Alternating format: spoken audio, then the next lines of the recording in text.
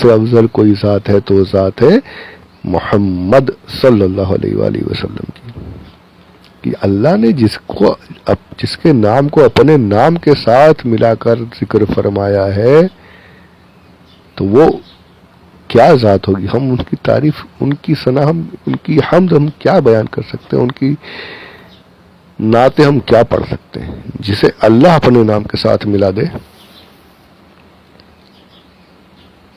اور نام کے ساتھ اللہ نے الگ نہیں کیا، اللہ ختم ہوتے ہی محمد شروع.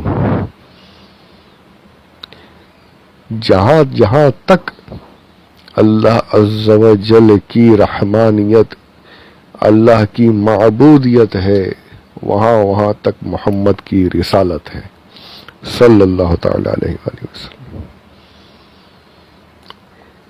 عرض کرتے ہیں یا اللہ میں نے آنکھیں کھولی تو عرش پر میں نے پڑھا لا الہ الا اللہ محمد الرسول اللہ. میں سمجھ گیا کہ یہ کوئی عام نام نہیں ہے، یہ تو بڑا ہی بزرگ ترین نام ہے، یہ تو کوئی بہت عظیم شخصیت ہے کہ جس کے نام کو تو نے اپنے نام کے ساتھ ملا دیا، جس کے نام کو تو نے اپنے نام کے ساتھ ملا دیا. میں سمجھ گیا کہ یہ کوئی عام نہیں بلکہ بہت عظیم ہے، ان کی قدر و منزلت بہت زیادہ ہے، بہت بڑی منزلت ہے کہ جن کے نام کو تو نے اپنے نام کے ساتھ ملا دیا. حدیث پاک میں الفاظ ہیں جعلت اسمہ ما اسمی کا، تو نے اپنے نام کے ساتھ ان کا نام ملا دیا. میں سمجھ گیا بہت اونچی کوئی بہت بڑی پیاری ذات ہے، بس اسی کے وسیلے سے میں اسی کے حق سے تجھ سے دعا کرتا ہوں. وہی فرماتا اللہ تعالی ارشاد فرماتا ہے یا آدم انہو آخر النبیین من ذریتک.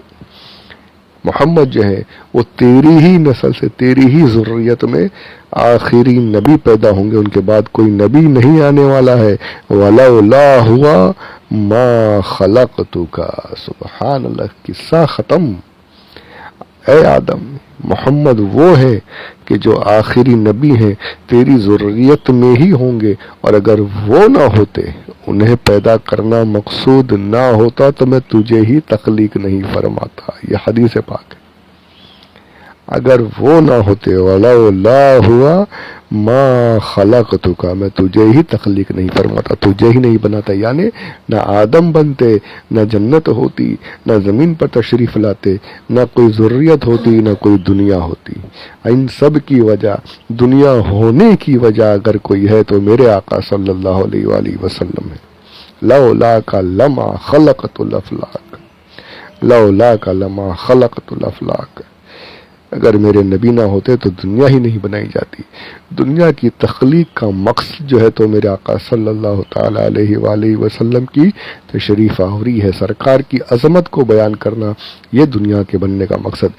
صرف دنیا ہی نہیں بلکہ قیامت کا بھی جو وقت ہے، قیامت کا بھی جو دن ہے، قیامت میں بھی جو کچھ ہوگا، میرے آقا صلی اللہ علیہ وآلہ وسلم کی شان کو بیان کرنے کے لیے، سرکار کی شان کو ظاہر کرنے کے لیے قیامت کی ساری چیزیں ہوں گی. فقط اتنا سبب ہے انعقاد بزم محشر کا کہ ان کی شان محبوبی دکھائی جانے والی ہے، کہ ان کی شان محبوبی دکھائی جانے والی ہے. جو کچھ ہے دنیا میں، جو کچھ ہوا، جو ہو رہا ہے، اور جو قیامت میں ہوگا، وہ میرے آقا صلی اللہ علیہ وآلہ وسلم کی شان کو ظاہر کرنے کے لیے ہوگا، اور ظاہر کرنے کے لیے ہو رہا ہے. اسی پر بس یہ لے کر بیٹھ گئے کہ نہیں یہ اللہ. البانی اہل حدث کا امام بنا ہوا ہے، آج لکھ دیا اس نے موضوعات میں، موضوع حدیث ہے. موضوع کہتے جھوٹی حدیث کو، گڑی ہوئی حدیث کو موضوع کہا جاتا ہے. لکھ دیا موضوع، حاشیے میں لکھ دیا یہاں پر ایسا کسی پر حق نہیں، کسی کو اللہ کے اوپر کسی کا حق نہیں کہ اس طریقے سے دعا کی جائے. ارے بات تو سمجھو. یہ تو وہ قدریوں وغیرہ کا، برے لوگوں یعنی جو بد مذہب تھے، ان کا عقیدہ تھا کہ وہ یعنی یہ کہتے تھے کہ اللہ پر ان کا حق ہے، قبول کرنا ہی پڑے گا، قبول کرنا ہی پڑے گا. ایسا نہیں ہو سکتا کہ ان کے وسیلے سے ہم دعا کریں تو پھر اللہ قبول نہ کرے.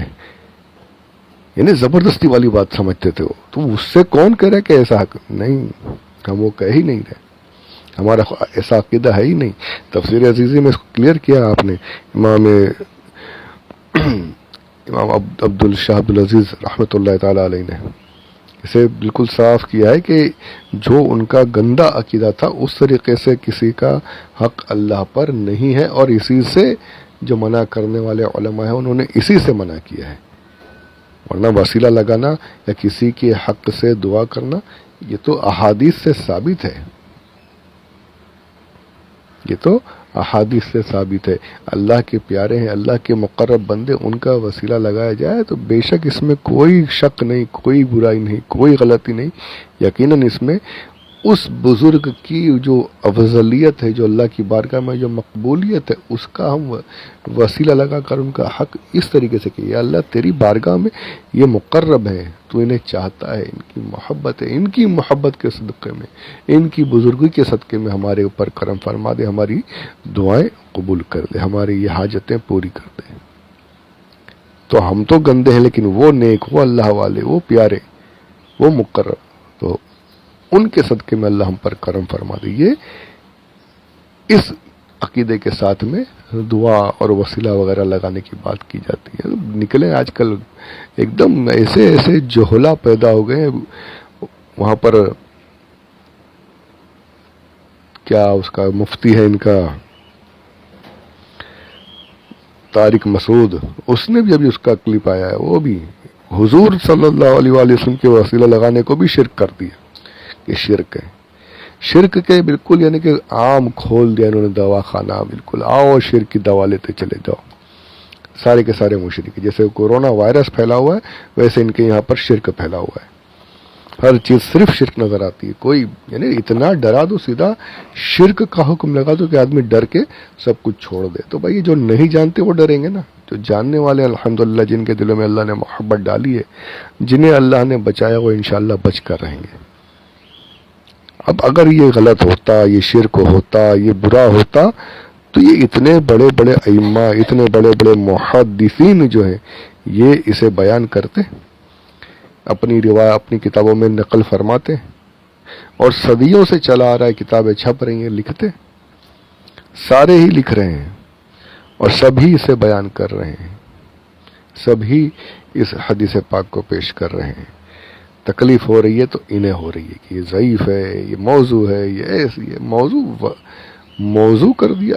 تمام محدثین نے اگر کہا ہے تو ضعیف کہا ہے، کسی نے اگر کہا ہے تو ضعیف کہا ہے. ضعیف حدیث قابل قبول ہے، اور ساتھ ہی ساتھ یہ بھی ہے کہ ضعیف احادیث کو دوسرے کئی طریقے ہوتے ہیں جن طریقوں سے وہ حدیث طاقت پا جاتی ہے، اس کی سند پر جو کمی ہوتی ہے، کمی دور ہو جاتی ہے، وہ حدیث بڑھ جاتی ہے، تقویت مل جاتی ہے.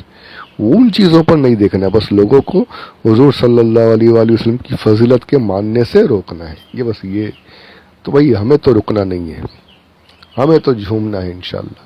ہمارے آقا صلی اللہ علیہ وآلہ وسلم کی فضیلت جہاں بھی بیان ہوگی ہم جھومتے رہیں گے انشاءاللہ، ہم اسے مانتے رہیں گے. ہاں یہ ضرور ہے کہ جو محدثین نے، ہمارے جو اصل ائمہ جو ہیں، جنہوں نے جن کتابوں سے جن باتوں سے منع کر دیا ہے کہ یہ موضوع ہے، یہ غلط ہے، تو ہم یقیناً اس کو ہم نہیں مانیں گے. جیسے کہ اب بات آ گئی تو عرض کر دوں کہ حضور اکرم صلی اللہ علیہ وسلم کے تعلق سے کچھ ایسی روایات ہیں جسے اعلیٰ حضرت نے بھی منع فرمایا. کچھ باتیں ہیں کہ اعلیٰ حضرت کا یہ کہنا کہ عرش پر آپ، روایتوں میں یہ ہے کہ حضور صلی اللہ علیہ وآلہ وسلم عرش پر جب معراج کے لیے گئے تو آپ نے اپنے نالین شریفین اتارے تو آواز آئی، نہیں محمد تم اپنے نالین پہن کر آؤ، اپنے چپل شریف یہ پہن کر آؤ کہ عرش بھی تمہارے نالین کو چومے گا. یہ اعلیٰ حضرت نے سے کہ نہیں، یہ صحیح نہیں ہے.